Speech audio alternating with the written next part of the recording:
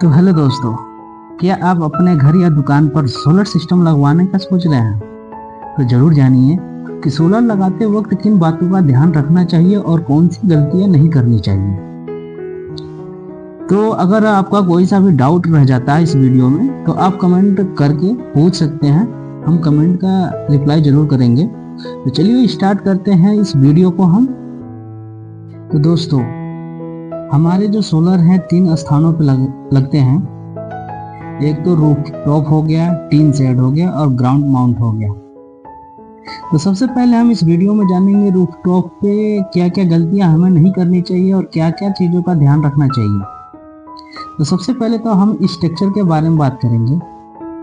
आप ये एक डायग्राम देख रहे होंगे जिसमें सिर्फ हमारे फास्टनर लगा के अपने स्ट्रक्चर को सेट किया गया है। फास्टनर के मदद से लगाने से हमें ये नुकसान हो सकता है कि जब हमारे तेज हवा चलती है उस टाइम पे ये स्ट्रक्चर उखड़ के अपना मॉड्यूल के साथ उड़ सकता है, जिससे हमारा ज़्यादा नुकसान हो सकता है।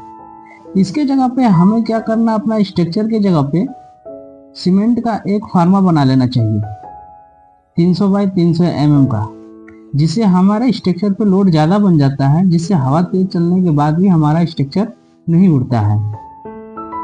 तो दूसरा टॉपिक हमारा ये है कि जो हमारे स्ट्रक्चर होते हैं, पर्लिंग सर्लिंग होते हैं, उनको बहुत सारे लोग क्या करते हैं, वेल्डिंग करवा के स्ट्रक्चर को जुड़वाते हैं। तो हमें वेल्डिंग ना करवा के हमें नट और बोल्ट के सहारे से इन्हें ज्वाइंट करना चाहिए।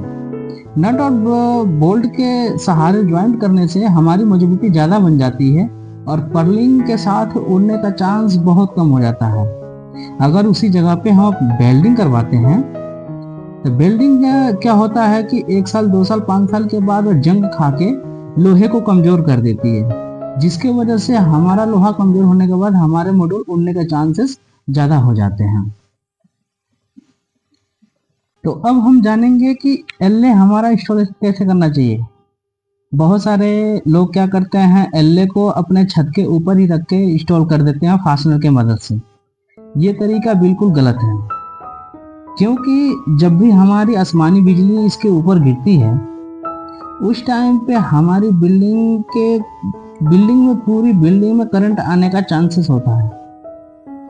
तो इसके लिए हमें हमारे एलए के नीचे कुछ इंसुलेटर आते हैं, एलए के साथ आपको मिलेंगे इंसुलेटर के ऊपर अपना एलए लगाइए, इंसुलेटर को अपने छत पे लगाइए, जिसे बीच में गैप हो जाता है, जिसे हमारी बिजली जब भी गिरती है तो वो तार के माध्यम से ग्राउंड हो जाती है, जमीन के अंदर चली जाती है, जिससे हमारे छत को भी कोई नुकसान नहीं होता है, ना हमारे पैनलों को कोई नुकसान होता है।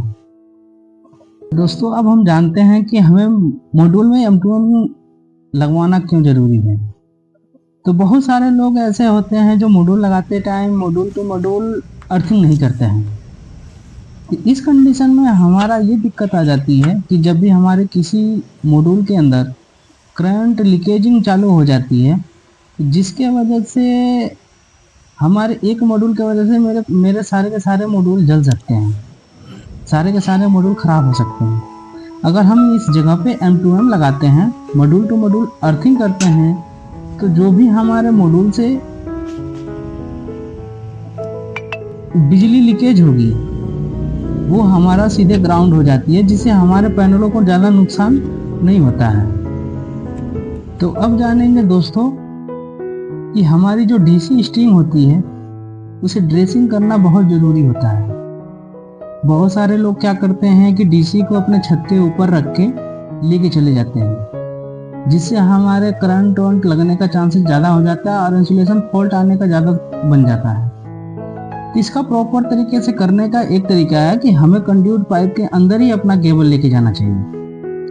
और कंड्यूट के अंदर लेके भी जाते हैं तो हमें 2 कंड्यूट को यूज करना बहुत ज़रूरी होता है, क्योंकि अगर एक कंड्यूट के अंदर हम निगेटिव और पॉजिटिव दोनों लेकर जाएंगे तो दोनों हिट करके अपने आपस में ये बर्न हो सकते हैं, जिससे हमारे पैनल नुकसान हो सकते हैं। अगर इसके जगह पे हम एक कंड्यूट के अंदर निगेटिव और एक कंड्यूट के अंदर पॉजिटिव लेके जाते हैं, इन दोनों के बीच में गैपिंग बन जाएगी, जिसके वजह से हमारे दोनों के दोनों केबल सेपरेट और सेफ रहेंगे, जिससे हमारी लंबे समय तक कोई दिक्कत ना आ सके।